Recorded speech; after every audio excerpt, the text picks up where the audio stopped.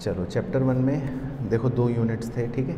पहला यूनिट था nature and scope of business economics. तो इसमें हमने क्या क्या बातें पढ़ी थी। सबसे पहले हमने पढ़ा था बेसिक इंट्रोडक्शन कि इकोनॉमिक्स की शुरुआत कहाँ से हुई। ग्रीक वर्ड था ओइकोनॉमिया, जिसका मतलब होता है हाउस होल्ड। बाकी 19th सेंचुरी तक हम इसको पॉलिटिकल इकोनॉमी कहते थे। और फादर ऑफ इकोनॉमिक्स जो थे वो एडम स्मिथ थे, क्योंकि एडम स्मिथ ने 1776 में एक किताब लिखी थी वेल्थ ऑफ नेशन, और उसको माना गया कि ये इकोनॉमिक्स का सबसे पहला एक मॉडर्न वर्क है, काम है। तो इसीलिए एडम स्मिथ को फादर ऑफ इकोनॉमिक्स का दर्जा मिल गया। बाकी हमने कहानी में पढ़ा था कि इकोनॉमिक्स बेसिकली जो है उसमें 2 फंडामेंटल फैक्ट्स हैं कि इंसान की इच्छाएं अनलिमिटेड हैं और उनको सेटिस्फाई करने के लिए जो वांट्स को सेटिस्फाई करने के लिए जो रिसोर्सेज हैं, मींस, वो लिमिटेड हैं। लेकिन मॉडर्न इकोनॉमिस्ट्स जो थे वो इस डेफिनेशन को छोटा मानते थे, नैरो मानते थे, क्योंकि उनके हिसाब से प्रैक्टिकली और भी इश्यूज़ होते हैं, ग्लोबल इश्यूज़ होते हैं जो हम इकोनॉमिक्स में डील करते हैं। जैसे हमने देखा 2007 में ग्लोबल क्राइसिस, 2019 में पेंडेमिक कोरोना वाला, तो ये सब चीज़ें थी। फिर हम बड़े आगे कि भाई हमारे चैप्टर का नाम है बिज़नेस इकोनॉमिक्स, या सब्जेक्ट का नाम है बिज़नेस इकोनॉमिक्स। तो इसमें मैंने आपको बताया था कि ये नाम क्यों है, क्योंकि बिज़नेस के अंदर हमें बहुत से डिसीजंस लेने होते हैं और इकोनॉमिक्स में हम बहुत सी थ्योरियाँ पढ़ते हैं। तो बिज़नेस में डिसीजन लेने के लिए थ्योरीज़ हमें मदद कर देती हैं, तो इसीलिए इसका सब्जेक्ट का नाम है बिज़नेस इकोनॉमिक्स। ये हमने पढ़ा था। फिर हमने और भी इसके बारे में बातें पढ़ी थी कि बिज़नेस इकोनॉमिक्स को हम मैनेजरियल इकोनॉमिक्स कहते हैं या अप्लाइड इकोनॉमिक्स कहते हैं, है ना, क्योंकि ये थ्योरी और प्रैक्टिकल के बीच का जो गैप है उसको फिल करता है। बाकी बिज़नेस इकोनॉमिक्स के अंदर हम देखते हैं कि माइक्रो, मैक्रो, स्टैटिस्टिक्स, मैथमेटिक्स, बहुत सारे मतलब डिसिप्लिन्स इन्वॉल्व भी होते हैं। और जियोल डीन ने एक डेफिनेशन भी दी थी बिज़नेस इकोनॉमिक्स को लेकर कि जो भी हम बिज़नेस पॉलिसीज़ बनाते हैं उनकी फॉर्मुलेशन में हम इकोनॉमिक एनालिसिस का यूज़ करते हैं, तो इसीलिए ये बिज़नेस इकोनॉमिक्स नाम पड़ गया। फिर हमने पढ़ा था कि अलग अलग कुछ इसके नेचर हैं बिज़नेस इकोनॉमिक्स के, जो कीवर्ड याद रखने थे कि बिज़नेस इकोनॉमिक्स एक साइंस है क्योंकि ये कॉज एंड इफेक्ट रिलेशन दिखाता है। बिज़नेस इकोनॉमिक्स एक आर्ट है, मतलब कला है, क्योंकि इसमें आपको हर किसी को अपने अपने हिसाब से इसे अप्लाई करना है। बाकी ये मैक्रो और माइक्रो दोनों पर बेस्ड है। इसके अंदर मार्केट्स की थ्योरी हम पढ़ते हैं। ये प्रैग्मेटिक है, प्रैग्मेटिक का मतलब होता है प्रैक्टिकल है, यानी कि असली जीवन में अप्लाई करते हैं हम इसको। बाकी इंटरडिसिप्लिनरी है, यानी कि बहुत सारे डिसिप्लिन्स को मिलाकर बना है। और ये नॉर्मेटिव है। अब नॉर्मेटिव किसे कहते हैं? नॉर्मेटिव का मतलब होता है जब कोई हमें सजेशन देता है उसको नॉर्मेटिव कहते हैं। तो पॉजिटिव होता है जो हम वेरीफाई कर सकते हैं, लेकिन नॉर्मेटिव को कभी भी वेरीफाई नहीं कर सकते। नॉर्मेटिव जो होता है वो एक सजेशन होता है, एक ओपिनियन होता है। जैसे हमने इसका एग्जांपल भी लिखा था, मान लो हमने लिखा mercury is the largest planet, तो आप इसको वेरीफाई कर सकते हो। आप कह सकते हो कि सर ये तो गलत बात है, मरकरी तो लार्जेस्ट प्लैनेट नहीं है, है ना, तो हम समझ जाएंगे ठीक है। लेकिन अगर मैं बोलता हूँ burger is better than pizza, तो अब इसको कोई प्रूफ नहीं कर सकता, इसको कोई वेरीफाई नहीं कर सकता। हो सकता है कोई कहे हाँ, कोई कहे ना, बट कोई फैक्ट नहीं है ये एक सिर्फ एक ओपिनियन है। तो नॉर्मेटिव चीज़ों का मतलब होता है ये सजेस्टिव होते हैं, ये वैल्यू जजमेंट्स करते हैं, यानी कि ये आपको सजेशन देते हैं, ठीक है। फिर हमने लिखा था subject matter of business economics, यानी कि इसमें 2 सब्जेक्ट मैटर थे, एक माइक्रो एक मैक्रो। माइक्रो का मतलब इंडिविजुअल और मैक्रो का मतलब एग्रीगेट्स। तो इसमें जितने भी एग्जांपल्स थे वो उसी से रिलेटेड थे। माइक्रो को हम प्राइस थ्योरी बोलते हैं, मैक्रो को इनकम एंड एम्प्लॉयमेंट थ्योरी बोलते हैं। इसके टूल्स डिमांड और सप्लाई थे, उसके टूल्स एडी और एएस थे। बाकी एग्जाम्पल जो थे वो सारे वही थे। माइक्रो के अंदर हम एक इंडिविजुअल यूनिट की बात करेंगे, जबकि मैक्रो के अंदर हम बात करते हैं किसकी? पूरी इकनॉमी की, इकनॉमी की नेशनल इनकम, इकनॉमी का प्राइस, इकनॉमी का बीओपी, ये सब। तो वो हो गया मैक्रो। और एक था इसके बाद next point scope of business economics. Business economics का स्कोप क्या होता है? तो इंटरनल इशू या एक्सटर्नल इशू। इंटरनल मतलब जो हमारे फर्म के अपने अंदर के इश्यूज़ हैं, जिनको हम ऑपरेशनल इश्यूज़ कह सकते हैं, वो हम माइक्रो इकोनॉमिक्स की मदद से सॉल्व कर लेते हैं। जैसे डिमांड को लेकर हो गया, प्रोडक्शन को लेकर हो गया, कॉस्ट को लेकर हो गया, इन्वेंट्री को लेकर हो गया, प्राइस को लेकर हो गया, प्रॉफिट को लेकर हो गया। लेकिन कुछ होते हैं एनवायरमेंटल इश्यूज़, यानी कि एक्सटर्नल इश्यूज़, जो हम मैक्रो इकोनॉमिक्स में डील करते हैं, जैसे कैसा इकोनॉमिक सिस्टम है, बिजनेस साइकिल कैसी चल रही है, ट्रेंड कैसा है देश के अंदर, आरबीआई कैसा काम कर रहा है, या फिर सोशो इकोनॉमिक ऑर्गेनाइजेशंस में मतलब क्या हो रहा है। तो ये कुछ, या सोशल पॉलिटिकल एनवायरनमेंट, तो ये ऐसे कुछ इश्यूज़ थे जो हमारे एक्सटर्नल इश्यूज़ थे। जी, बाकी इसमें फिर ये भी है मतलब एक पॉइंट की बेसिक डिफरेंस हमें पता होना चाहिए इकोनॉमिक्स का और बिजनेस इकोनॉमिक्स का। तो इकोनॉमिक्स जो है वो एक वाइडर टर्म है, क्योंकि इकोनॉमिक्स में तो मतलब सब कुछ आ गया, लेकिन बिजनेस इकोनॉमिक्स जो होता है वो सिर्फ उतना पोर्शन है जो हम अपने बिजनेस में प्रैक्टिकली अप्लाई करते हैं, है ना। तो ये बात पता होनी चाहिए। तो मेनली इसके अंदर यही सारी बातें रहती हैं। अच्छा, फिर इसी चैप्टर के अंदर हमारा बेसिकली दूसरा यूनिट जो होता है वो होता है प्रॉब्लम्स का, जिसमें हमें सेंट्रल प्रॉब्लम्स बताई जाती हैं कि क्या है। तो सेंट्रल प्रॉब्लम्स हम मेनली तो 3 कहते हैं, लेकिन लिखी हुई 4 हैं टोटल, क्योंकि एक और है। पहली होती है व्हाट टू प्रोड्यूस, मतलब क्या बनाएं, कितना बनाएं। दूसरी है हाउ टू प्रोड्यूस, कैसे बनाएंगे, है ना, कौन सी टेक्निक यूज़ करेंगे। तीसरी होती है फॉर होम टू प्रोड्यूस, किसके लिए बनाना है, रिच या पुअर। और चौथा होता है कि हमें फ्यूचर के लिए कितना मतलब बचा कर रखना है या इन्वेस्ट करना है, ताकि भविष्य में भी हमारा इकोनॉमिक ग्रोथ होता रहे। तो वो होता है what provisions should be made for economic growth. तो कुल मिलाकर ये 4 प्रॉब्लम्स होती हैं। अब ये चारों ही प्रॉब्लम्स हर इकोनॉमी में होती हैं, तो हमें ये सोचना है कि इसका सॉल्यूशन क्या होगा।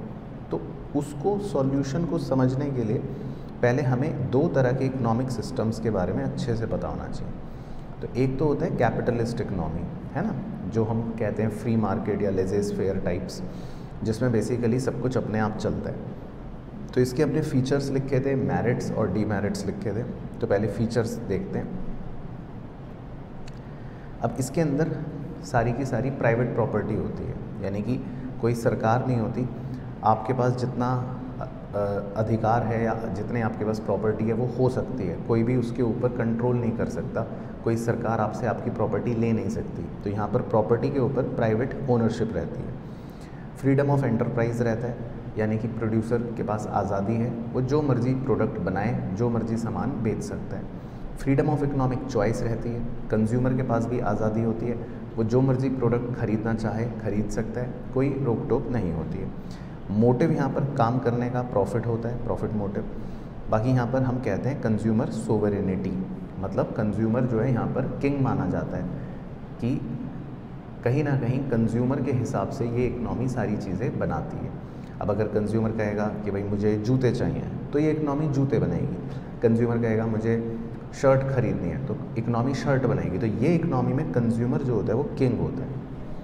लेकिन इस इकनॉमी के अंदर कंपटीशन बहुत हाई होता है, क्योंकि बहुत सारे प्रोड्यूसर्स प्रॉफिट के लिए कॉम्पीट करते हैं।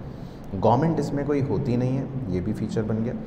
बाकी सबसे इम्पॉर्टेंट बात ये होती है कि यहाँ पर जितने भी डिसीजन होते हैं वो ऐसे प्राइस मैकेनिज्म से होते हैं, यानी कि डिमांड और सप्लाई के फोर्सेस से प्राइस डिटरमाइन होता है, गवर्नमेंट का कोई रोल नहीं होगा।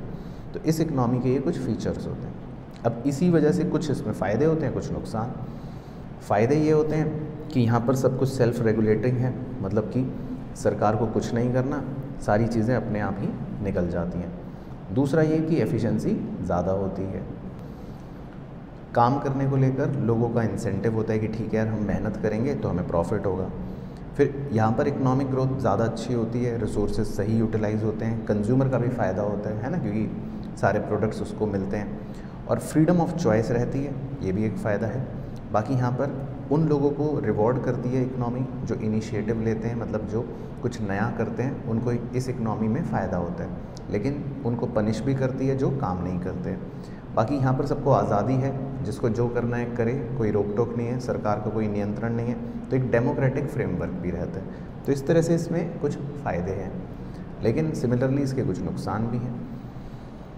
नुकसान ये है कि यहाँ पर अमीर बहुत अमीर होगा, गरीब बहुत गरीब होगा, इनइक्वालिटी काफ़ी ज़्यादा होगी। यहाँ पर प्रॉपर्टी को लेकर लोग ज़्यादा मतलब मोटिव रहेंगे, ह्यूमन राइट्स कम होंगे। यहाँ पर डिमांड अलग चीज़ों की होगी। सोसाइटी में हो सकता है कंज्यूमर कहे मुझे अल्कोहल चाहिए, मुझे सिगरेट्स चाहिए, तो इकनॉमी में चीज़ें अलग तरह की बन रही होंगी, डिमांड पैटर्न सही रिक्वायरमेंट नहीं शो करेंगे। बाकी जॉब सिक्योरिटी कोई नहीं होगी, नौकरी से आपको निकाल सकते हैं। और कई बार तो ये भी एक डीमेरिट कहा जाता है कि कंज्यूमर सोवरेनिटी मिथ है, मतलब यहाँ पर प्रॉफिट कमाने की इतनी ज़्यादा लालसा होती है प्रोड्यूसर्स को कि वो कंज्यूमर्स को ही कई बार धोखा देते हैं, कंज्यूमर को ही मिलावटी प्रोडक्ट बेचते हैं। तो ऐसा भी होता है इस इकनॉमी के अंदर ड्रॉबैक। बाकी यहाँ पर एजुकेशन हेल्थ पे ज़्यादा ध्यान नहीं देंगे, मैरिड गुड्स कम होंगे, उठापटक इकनॉमी में ज़्यादा होगी, यानी इनस्टेबिलिटी ज़्यादा रहेगी। तो ये इसके कुछ डीमेरिट्स होते हैं कैपिटलिस्ट इकनॉमी के। अच्छा, इन्हीं को अगर उल्टा कर देंगे तो वेरी इजी सोशलिस्ट इकनॉमी बन जाती है, जो फ्रेडरिक एंजल्स और कार्ल मार्क्स ने प्रोपाउंड करा था, जिसको हम वैसे सेंट्रली प्लान्ड या कमांड इकनॉमी कह देते हैं। कम्युनिस्ट मैनिफेस्टो नाम से इन्होंने किताब लिखी थी, जिस पर ये पूरा कॉन्सेप्ट बेस्ड है। अब इसमें क्या होता है, इसमें बिल्कुल उल्टा होता है। इसमें एक तो कलेक्टिव ओनरशिप होगी, भाई ये मिलजुल कर सबको काम करना है, सबको प्रॉपर्टी मिलेगी, कोई एक आदमी के पास ज़्यादा नहीं होगा, है ना। तो सरकार यहाँ पर सबको थोड़ा थोड़ा ज़रूर देती है, इस बात का ध्यान रखते हैं। इकोनॉमिक प्लान्स बनते हैं, लेकिन कंज्यूमर की कोई चॉइस नहीं होती। इनकम डिस्ट्रीब्यूशन थोड़ा सा अच्छा होगा, कंपटीशन यहाँ ज़्यादा होगा नहीं, सोशल वेलफेयर का मोटिव होगा, और प्राइस मैकेनिज़्म भी ना के बराबर होगा, क्योंकि यहाँ पर सारा डिसीजन गवर्नमेंट लेती है। बाकी इसीलिए इसमें कुछ फ़ायदे हैं। फ़ायदे ये कि भाई इनकम का डिस्ट्रीब्यूशन इक्वल रहेगा, ज़्यादा वेस्टेज एडवर्टाइजमेंट पर नहीं होगा, इकोनॉमिक ग्रोथ बैलेंस रहेगा। ऐसा नहीं होगा कि अमीर तो बहुत अमीर हो गया, गरीब बेचारा गरीब रह गया, ऐसा नहीं होगा। फ्लक्चुएशंस यहाँ पर कम होंगे, यहाँ पर सबको काम करने का अधिकार मिलेगा, यहाँ पर सबको भूख से आज़ादी मिलेगी, मतलब कोई भी भूखा नहीं मरेगा। इस इकनॉमी में सरकार ध्यान रखती है कि सबको काम मिले, कोई भूखा ना रहे, लेबर को कोई एक्सप्लॉइट नहीं कर पाएगा, उसको भी सुरक्षा मिलेगी। तो ये फ़ायदे हैं। लेकिन यहाँ पर नुकसान क्या हो जाते हैं, चॉइस नहीं है, फ्रीडम ऑफ चॉइस बहुत कम है, और सरकार है तो इनएफिशिएंसी ज़्यादा होगी, करप्शन ज़्यादा होगा, बाबूगिरी ज़्यादा होगी। बाकी यहाँ पर काम करने का, मेहनत करने का मोटिव नहीं होता, क्योंकि लोगों को पता है यहाँ पे काम करेंगे तो भी कोई ज़्यादा फ़ायदा नहीं है। बाकी एडमिनिस्ट्रेड प्राइसेस रहते हैं, हर चीज़ के दाम गवर्नमेंट डिसाइड करती है, गवर्नमेंट के हिसाब से ही चीज़ों का प्राइस डिसाइड होता है। और फिर ये भी ड्रॉबैक कह सकते हैं कि कई बार स्टेट मोनोपोली भी बन जाती है। अगर सरकार जो है वही अपनी मोनोपोली क्रिएट कर ले तो कितना खतरा हो जाता है, तो ये भी कई बार लिमिटेशन बन सकते हैं। तो सोशलिस्ट इकनॉमी में इस तरह से मतलब फीचर्स हैं और उसके फ़ायदे और उसके नुकसान होते हैं। दोनों के कॉन्सेप्ट्स को मिक्स कर देते हैं तो वो बन जाती है मिक्स्ड इकनॉमी, जिसमें 3 सेक्टर होते हैं। एक प्राइवेट सेक्टर जिसमें 100% प्राइवेट का योगदान है, एक पब्लिक सेक्टर जिसमें 100% सरकार का योगदान है, और एक कंबाइंड सेक्टर जिसमें थोड़ा सा प्राइवेट का भी है, थोड़ा सा पब्लिक का भी। बाकी मिक्स्ड इकनॉमी का मतलब होता है कैपिटलिस्ट और सोशलिस्ट दोनों को कंबाइन कर दिया। अब प्रॉब्लम के सॉल्यूशंस जो होते हैं वो इकनॉमी के टाइप्स पर बेस्ड है। वेरी वेरी सिंपल ये कि अगर व्हाट टू प्रोड्यूस है तो कैपिटलिस्ट इकनॉमी में कैसे डिसाइड करेंगे, कंज्यूमर के प्रेफरेंस के हिसाब से। हाउ टू प्रोड्यूस में कैसे डिसाइड करेंगे, जिसमें कॉस्ट कम आएगी। फॉर होम टू प्रोड्यूस में कैसे डिसाइड करेंगे, जो खरीद सकता है, क्योंकि कैपिटलिस्ट इकनॉमी तो प्रॉफिट के लिए काम करती है, तो वो कंज्यूमर के हिसाब से बनाएगी, लेस खर्चे में बनाएगी, और जो लोग खरीद सकते हैं उनके लिए बनाएगी, मतलब अमीरों के लिए बनाएगी। लेकिन सोशलिस्ट इकनॉमी में जो सारे डिसीजंस होती है वो गवर्नमेंट लेती है, तो गवर्नमेंट सोसाइटी की नीड्स के हिसाब से बनाएगी, गवर्नमेंट डिसाइड करेगी कि कैसे बनाना चाहिए हमें, और गवर्नमेंट ही डिसाइड करेगी कि किसके लिए बनाना है, रिच या पुअर या दोनों के लिए थोड़ा थोड़ा। तो सोशलिस्ट में सारे डिसीजन जो होती है वो गवर्नमेंट लेती है। तो इसमें बेसिकली ये पूरी कहानी होती है।